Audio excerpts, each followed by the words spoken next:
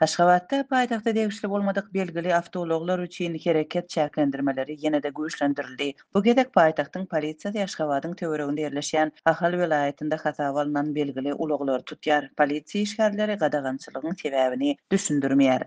Döwlet ýol gözegçilik polisiýasy Ahal vilayatynda hasaba alynan belgili awtologlary köp saklaýar, ähli ýolagçylary düşürýär we sürüjileri şäherden çykmaga mejbur edýär. Aşgabatdaky habarçylarymyzyň maglumatlaryna görä, ahal nomerli ulagy saklan polisiýa işgäri ulagda oturan ähli ýolagçylary geçip barýan taksileri saklap olara mindirýär. Saklanan ahally awtology bolsa şäheri terk etmäge mejbur edýär. Şeýlelikde şäher taksisine mindirilen adamlaryň ählisi bir ulagyň içinde şäheri aýlanyp şol barmaly ýerine aşmaly bolýarlar we muny öz hasabyna töleýärler. Awtologda näçe adamyň bardygy we nire barýanlygy hiç kim üçin möhüm däl. Olaryň hemmesini bir taksida uğradýarlar. Soň bolsa olar şäheri aýlanýarlar we seýahat üçin goşmaça tölek töleýärler diýip bu ýagdaýy baştan geçiren Aşgabatyň ýaşaýjysy gurrun berýär.